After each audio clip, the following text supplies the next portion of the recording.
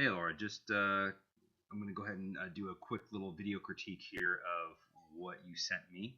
So I was able to take a look at it, and looks really cool. This is really nice. I'm able to actually see kind of where we are with the film now. And so I have some flags I want to go ahead and raise. You may not have done that, but it's nice to see this in the animatic. This initial shot which what we should label shot one, will be the shot push in. So you'll push in on this one, and don't stop the push. So you'll start a push in, and you'll do a cross dissolve into the next shot, which is the top down. Oops, let's see if we can get to it here. There we go, into this top down, and you should keep pushing in. Now, to make a note, your character, the whole thing is that the character has to go pee, and needs to get down the hall. So this is his home.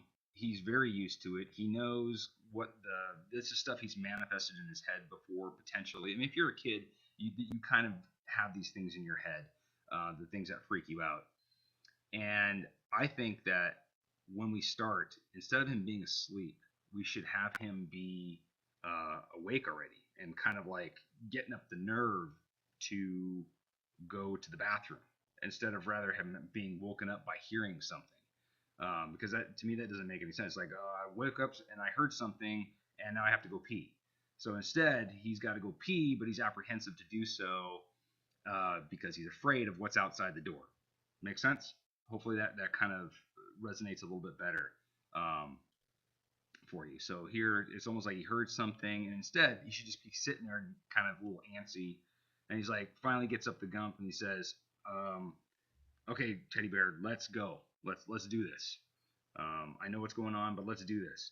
And make sure that you have some kind of audio. It could just be your voice, it'd be perfectly fine. But to help with the timing, let's get your audio and just get to the bare minimum of what you need to say for that specific shot. So if it's saying Teddy Bear, let's go, to say we can do this, let's go, and that's the end of it. You know what I mean? That's enough for this shot. Don't make it this long dialogue heavy thing that you're doing. I know you haven't done that, but what I'm saying is don't go in that direction. Again, so I don't know exactly what the dialogue is, so this part feels really long to me. So this is good. And then we have the hallway, which I think we need to make a little bit different in terms of how you're framing. So I'd like to go over that. And I did a mock-up, which I'll show you in a second. Talk about your how you did this. I'm assuming that this is a picture here, and the rest of these are pictures. I'd like to talk about the design of this and a potential way of working our way down the hall. This window is way too big for what's going on. I think that there's nothing really here to close. If the window is this big, you're not really going to have something to close. So I suggest having a window here and maybe a mirrored window over here. So the same thing over here. And the thing that he's afraid of is obviously out this window, and maybe what he can do to remedy it is close the drapes, or you know what I mean, and that would kind of hide it from him. But we'll get to that in a second. So in fact, while we're on this, why don't I go ahead and go to that? So I couldn't open up your scene because I have 2012 here at home, but I went ahead and did a quick mock-up of it, and I color-coded the things that make the most, that we're kind of concentrating on. So you have the chandelier, you have the door, which is your goal, you have the window, which I made a little bit thinner, if you could see right here, and then I mirrored it over here on this side, and then I have a picture here and a picture here, which I kind of mirrored as well. So I'm just kind of mirroring it. And then instead of a nice flat wall, I put like a beveled edge to the wall just to make it a little bit more interesting. But the way I saw you do it here, let me go ahead and go back to here. Let's see if I could find that picture that you used. Where is it? You're here somewhere. I know you are. Here, this one. So this is what you use, which is pretty similar, but you're using a 35 millimeter lens, which I could kind of just tell by the depth of it. and I think we need to go with something a little bit different. So that's kind of why I did my mock-up here. And what you want to do is obviously get the camera to his height, okay, and move it in. My is a little choppy because I'm recording right now, so I apologize about that. But you'll kind of get where I'm going with this. Maybe if I go into this mode, it might be a little bit easier. Oh my God. Okay, well, you're just gonna have to bear with me a little bit. So what I'm doing is I'm hugging the wall, okay, just like he's peeking his head around it, just hugging it, so I can barely see the stuff that's going on over here. Okay, we're a little high, so I'm gonna bring it down just a tad. Okay, and maybe move it over just a tad. And this is all not going to be here. This is going to be more wall or the door jamb or something like that. But now you see that this is okay. That's pretty good. But I think we can make it better. And the way we make it better is we pick the camera. That's this button over here. And we go over here to focal length. And right now it's 35, which is a 35 millimeter lens. And I'm going to go to something a little bit wider, something more like a 18 millimeter lens. Okay. And what that did is it completely elongated the hallway, which is exactly what we wanted to do. But now we need to move the camera in just a little bit so we can get kind of back to our composition. Move it down just a tad because we want the picture to be higher because it's a little bit more menacing. And I'm going to rotate it to something like that. You see how that's a little bit more dynamic? So that's kind of what I'm thinking we should do.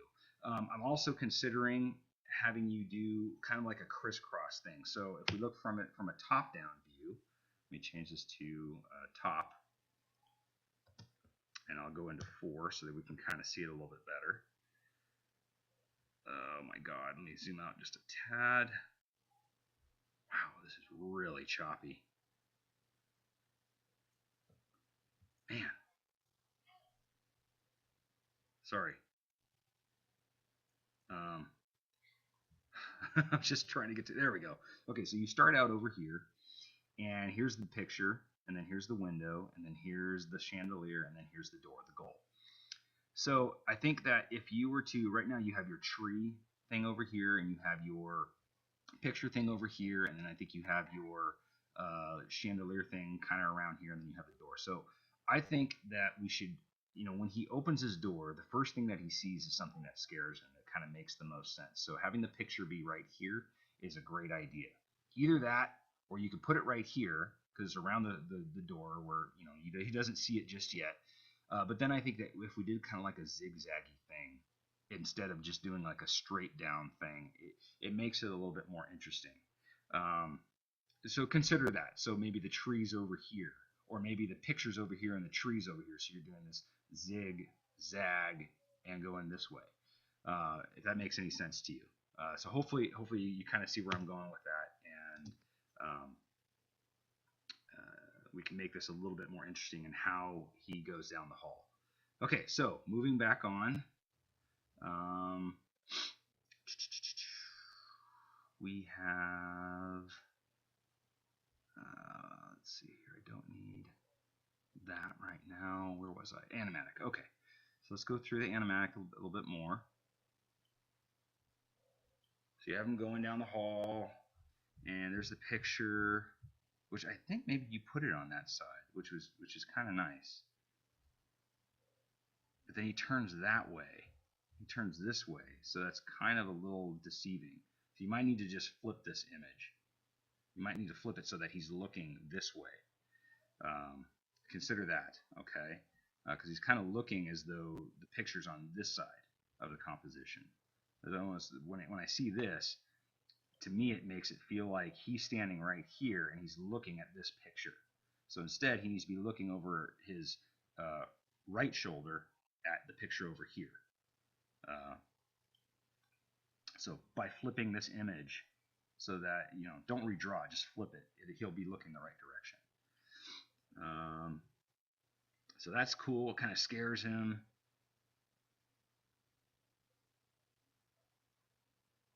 I don't totally see a reaction to it. I mean, I don't know exactly what his reaction is right here. I'm assuming that he's just kind of like, okay, that was freaky, and then he moves on. So maybe he says something to the bear, and then he goes. Okay, so again, this window is huge. It's just really huge. So I just think that having him go by the window, and I think if we just add a few more cuts, don't make it any longer, but just have a few different cuts, which we could talk about in class, it'd probably make it a little bit more interesting. And we could do that in Maya and work it out that way so that you kind of see what's going on. And what we'll do is we'll take a character, we'll take like a cylinder with a ball on top of it to represent him, and we'll just map out your film so that we have all the angles that we need. So this is cool. Freaks him out. But then we get to this, and I'm just thinking that if the window is smaller and he pulls the curtain and closes it, it kind of goes away. That's how he shields himself from it. Okay, I don't see it.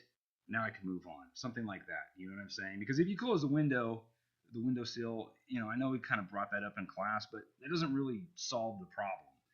Not seeing it solves the problem for him. You know what I mean?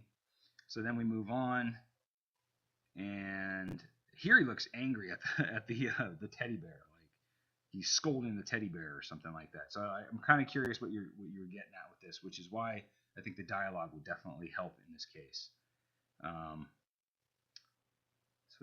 Okay, so I kind of hit pause there by accident, so I'm sorry about that. But anyways, we're going down the hall. He starts to see he goes back near the chandelier. It kind of comes to life. This area is really long. It's really drawn out. So I think that it should this is great. Then we get to the snake. This part, you hang on this, and it should almost be like he looks out of the corner of his eye, and then he sees this right here, and then to this almost immediately, and then he should come around the corner. Oh, whew. Okay, and then we hear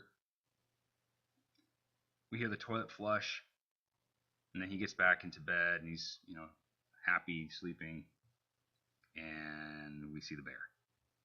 So I think that's all nice and neat. I'm really curious about the dialogue, so let's get a pass on some real basic dialogue so we could actually start cutting this thing down properly. Okay, but good job. Try to address all those notes that you can, and try to get a couple more interesting poses out of your camera. And what I'll do is I'll try to work out a few other angles that I see. If I could open up your file at work, because I do have 2014 and 2015 there. So I'll see if I can open it there, and then we'll kind of go from there. Okay? But good job, good effort, and address those notes, and then get on to some more of the blocking. Okay?